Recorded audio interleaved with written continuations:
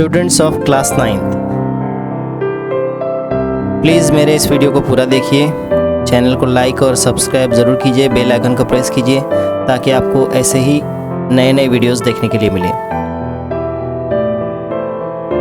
आज हम लोग सीखने वाले हैं गैर नातिक आदाद और हकीकी आदाद, यानी इरेशनल एंड रियल नंबर्स। तो इरेशनल नंबर्स किसे कहते हैं? रियल नंबर्स तो हमें पता है, ये नंबर्स का एक गिरोह है, ग्रुप है। लेकिन इरेशनल नंबर्स किसे कहते हैं? तो ऐसे नंबर को इरेशनल नंबर कहते हैं कि जो नंबर का एक्सपांशन करने पर आपको नॉन टर्मिनेटिंग यानी ख़त्म ना होने वाला, नॉन रिकरिंग यानी रिपीट ना होने वाला नंबर आपको मिलता है डेसिमल पॉइंट के बाद, उसको बोलते हैं इरेशनल नंबर। उसकी सिंपल मिसाल दो आपको कि आपके पास एक नंबर लिखा हुआ है 1, उसके बाद डेसिमल पॉइंट और यहाँ पर है 4 1 2 4 3 2 1 5 9 6 7 और इस तरह से नंबर ये बढ़ता जा रहा है आगे डेसिमल पॉइंट के बाद कि कोई भी रिपीटेशन नहीं हो रहा और ये ख़त्म भी नहीं हो रहा, तो उसको कहते हैं इरेशनल नंबर। ठीक है, और ये इरेशनल नंबर्स ही जो है ये गैर नातिक आदाद कहलाते हैं। और ये इरेशनल नंबर्स रियल नंबर के ग्रुप में होते हैं। रियल नंबर्स जिसको हम हकीकी आदाद भी कहते हैं। और हकीकी आदाद का ग्रुप जो है वो सबसे बड़ा हो गया इस हिसाब से कि हकीकी आदाद में आपके नेचुरल नंबर्स यानी तबई आदाद भी है। हकीकी आदाद में आपके होल नंबर्स यानी मुकम्मल आदाद भी मौजूद है। हकीकी आदाद में जो है इंटीजर्स यानी सही आदाद भी मौजूद है। हकीकी आदाद में नातिक आदाद भी मौजूद है यानी रैशनल नंबर्स। और आखिर में हकीकी आदाद के अंदर जो है वो इरेशनल नंबर्स यानी गैर नातिक आदाद ये भी मौजूद है। तो इस हिसाब से सबसे बड़ा गिरोह जो है वो आदाद का, सबसे बड़ा नंबर का जो ग्रुप है वो ग्रुप होता है रियल नंबर्स। ओके, तो ये हमने आज सीखा इरेशनल नंबर्स। ठीक है, और ये इरेशनल नंबर रियल नंबर्स में ही शामिल होते हैं। अब उसकी कुछ एग्जांपल्स जैसे यहाँ पे उर्दू के अंदर लिख कर दिए हुए हैं कि √2, √3, √5 ऐसे कुछ नंबर है जो गैर नातिक माने इरेशनल नंबर्स होते हैं। वो इसलिए कि इनके अगर आप स्क्वायर रूट निकालते हैं, 2 का आप स्क्वायर रूट निकालोगे तो आपको आंसर इस तरह से मिलेगा 1.4142 और उसके बाद फिर डैश डैश डैश दिखाया गया है कि ये अब ख़त्म नहीं होगा। ठीक है, it will B non terminating और ये रिपीट भी नहीं होगा यानी नॉन रिकरिंग। उसी तरह √3 यानी जज़र 3 का आप देखते हो तो उसके अंदर भी आपको 1 पॉइंट उसके बाद 7 3 2 और उसके बाद डॉट डॉट डॉट करके दिखाया गया है। तो ये भी एक गैर नातिक अदद है। क्यों? क्योंकि ये गैर मुतवाली है और गैर मुख्ततिम है। इसमें जो डेसिमल पॉइंट है, आशारिया है, उस आशारिया के बाद 7 3 2 और फिर ये नंबर जो है इनमें से कोई भी नंबर दोबारा रिपीट भी नहीं होगा और ये टर्म जो है वो आशारिया के बाद ख़त्म भी नहीं होगा। तो इस पर से आई थिंक कि इरेशनल नंबर यानी गैर नातिक आदाद आप लोगों के समझ में आया होगा। Now we come to the practice set 2.2। Practice set 2.2 में आपको कहा गया है कि साबित कीजिए कि 4 जज़र 2 ये गैर नातिक अदद है। माने show that 4 into √2 is an irrational number. अब देखो सिंपल सी चीज़ है, नंबर में आपको दिख रहा है एक नंबर है इरेशनल जो 1.4142 और ऐसे इरेशनल किस्म का ये नंबर है और उसको आप 4 से मल्टीप्लाई कर रहे हो। सो जाहिर सी है बात है कि इसमें जो आंसर आने वाला है आपको वो आंसर भी इरेशनल नंबर ही आएगा। बट आपको फिर भी इसमें कहा गया है कि प्रूव दैट, किसको प्रूव कीजिए। अब हम प्रूव करने की कोशिश करेंगे, लेकिन अगर कोशिश करने पर हम प्रूव नहीं कर पाए then you have to accept that this number is not rational number, it will be a irrational number. यानी अगर हम उसको प्रूफ नहीं कर पाए तो हमको क्या एक्सेप्ट करना होगा कि ये नंबर जो है हमारे प्रूफ के हिसाब से रैशनल नंबर नहीं दिखाई दे रहा है। इसका मतलब इसका ये प्रूफ हो जाएगा कि ये नंबर इरेशनल नंबर है। तो लेट अस स्टार्ट। हमें ये प्रूव करना है कि ये नंबर जो है वो इरेशनल है। तो इरेशनल प्रूव करने के लिए हम जो है क्या करेंगे कि सबसे पहले हम एज्यूम कर लेते हैं कि को प्राइम नंबर्स है दो, मान लीजिए को प्राइम नंबर्स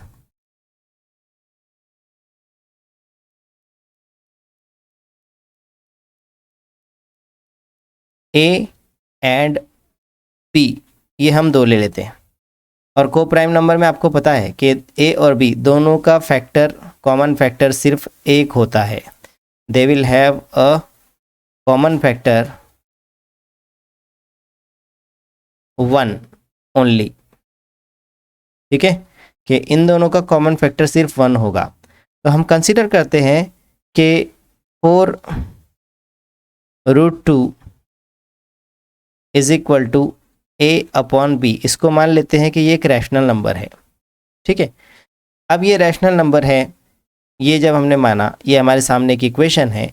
इस इक्वेशन में हमारे सामने a अपॉन बी है जिनकी वैल्यूज़ हमें पता नहीं। तो अगर हमको b की वैल्यू पता करनी हो या a की वैल्यू हमको मान लो पता करनी है, तो a की वैल्यू पता करने के लिए हम ये b को इक्वल टू के दूसरी जानिब ले जाएंगे, जिससे हो जाएगा b into 4√2 is equal to a।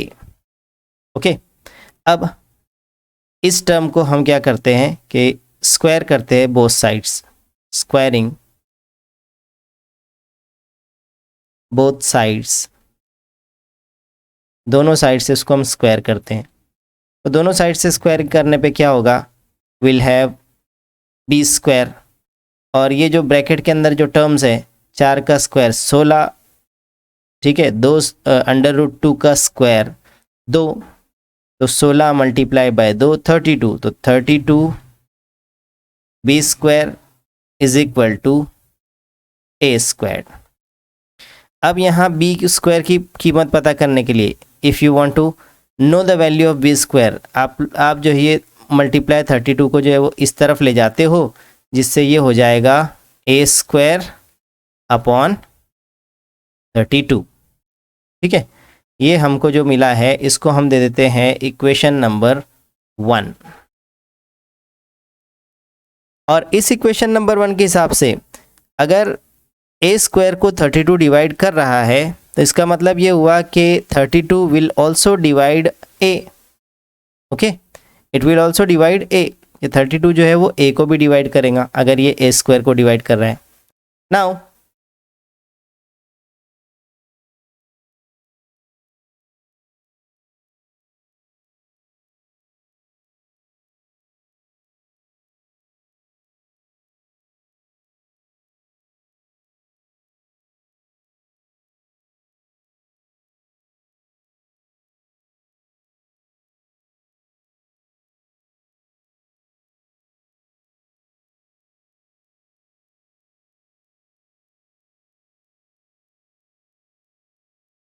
मान लेते हैं हम के 32 जो है ये ए को डिवाइड करने के बाद, ए को डिवाइड कर रहा है, और ए को डिवाइड करने के बाद आंसर जो है वो कोई सी आया। अब यहाँ पे सी जो है ये कोई इंटीजर है मान लिया। ओके, अगर सी यहाँ पे हम एक इंटीजर है तो इस हिसाब से हम लोग लिख सकते हैं, we can write A is equal to 32 C. ठीक है, ये सी जो है ये एक ऐसा इंटीजर है जो a अपॉन 32 करने पर आंसर में आया है। अब हम अगर दोनों साइड्स को यहाँ भी स्क्वायर करें, if we square both sides, squaring both sides, दोनों साइड से हम स्क्वायर अगर करें तो हमको हासिल होता है a square is equal to 32 c bracket square. अब from equation number 1, equation number 1 को हम अगर देखें, फ्रॉम इक्वेशन नंबर 1, इस इक्वेशन को हम देखें तो उस इक्वेशन में दिखाई दे रहा है कि b square is equal to A square upon 32, या ए स्क्वायर का उसके ऊपर जो इक्वेशन है उस इक्वेशन में ए स्क्वायर की कीमत हमको दिखाई दे रही है, a square is equal to 32b square. ठीक है, तो हम अगर इस हिसाब से, इस इक्वेशन के हिसाब से अगर हम देखें तो हम यहाँ पे ए स्क्वायर की कीमत हम डाल सकते हैं। ए स्क्वायर की कीमत अगर हम यहाँ डालें तो हमको लिखना होगा 32b square is equal to 32c bracket square.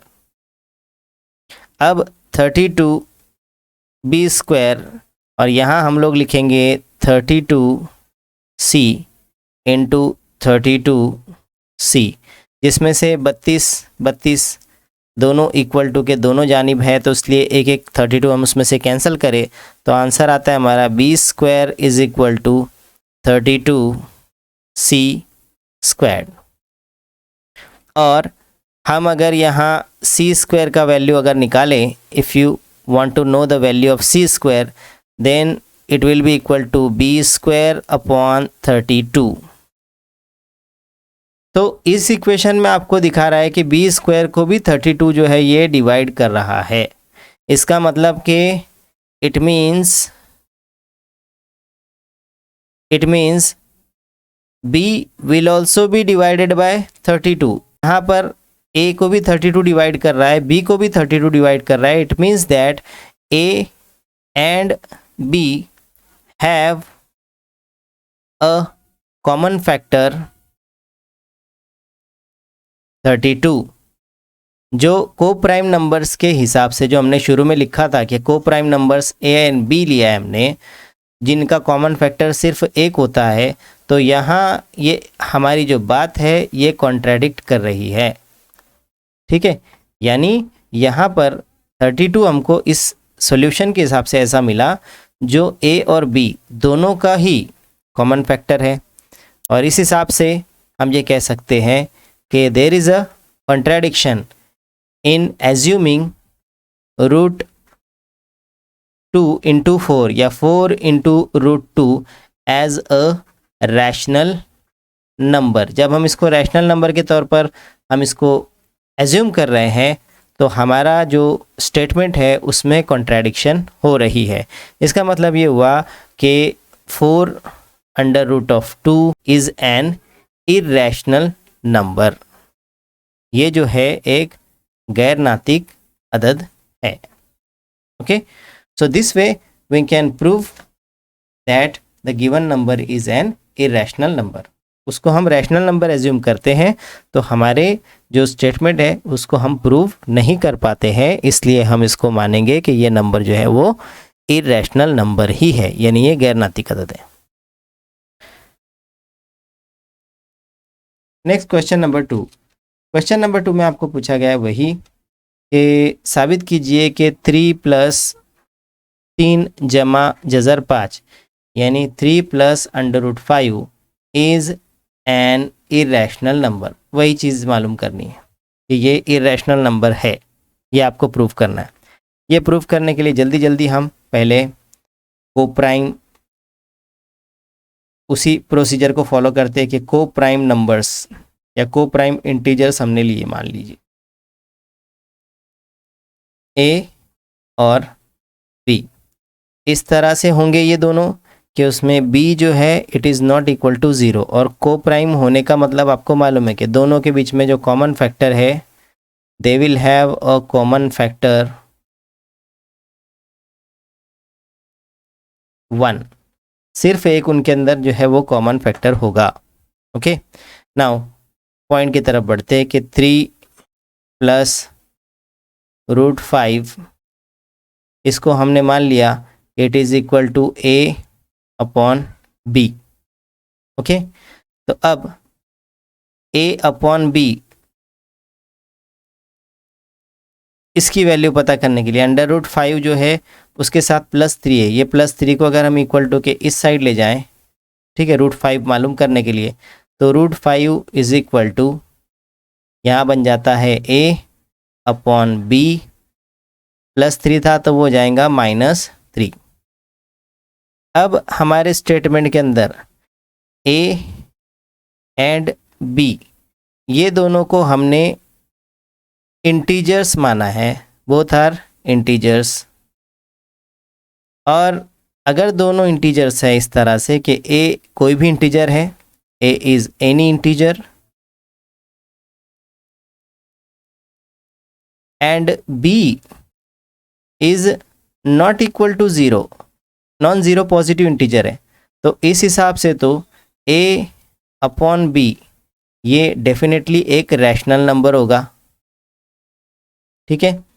और रैशनल नंबर के साथ हम अगर a अपॉन बी -3 करते हैं तो इसका जो रिज़ल्ट आएगा, इसका जो आंसर आएगा वो आंसर भी क्या होगा, एक रैशनल नंबर होगा,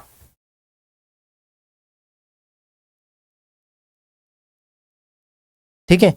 but here what we are getting, यहाँ पे हमें क्या दिखाई दे रहा है, यहाँ पे हमें दिखाई दे रहा है कि √5 is equal to a upon b -3 दिखाई दे रहा है। यानी ये जो हमारा इक्वल टू की दोनों साइड्स है, these are contradictory to each other, ये दोनों जो है एक दूसरे को गलत साबित कर रहे हैं, गलत प्रूव कर रहे हैं कि एक हिस्सा तो इसका आपको दिखाई दे रहा है रैशनल, ठीक है, और दूसरा साइड जब इसको सॉल्व करते हैं आप तो ये है इरेशनल। उसका सॉल्यूशन करने के बाद उसका आंसर आपको मिलता है √5। इसको जब आप इसका जो स्क्वायर रूट आप निकालते हो तो इट विल इक्वल टू 2.2360679 और इस तरह से ये ख़त्म नहीं होने वाला, ठीक है। It is non terminating non recurring decimal fraction, इस तरह से आपको मिलता है। तो मतलब ये तो इरेशनल है, ये रैशनल है, तो ये हमें एक कॉन्ट्राडिक्शन दिखाई दे रहा है। तो इसीलिए हम कहेंगे कि 3 + √5 इज़ एन इरेशनल नंबर, ठीक है, ये इरेशनल नंबर है, is not a rational number, क्योंकि उसमें जो कंपोनेंट है √5 it is a irrational number. Irrational number के अंदर आप इस नंबर को मिलाते भी हैं, so it will not convert it into the rational numbers. यहाँ पर ये प्रूफ हो रहा है, okay. So this way we had proof के 3 + √5 इज एन इरेशनल नंबर।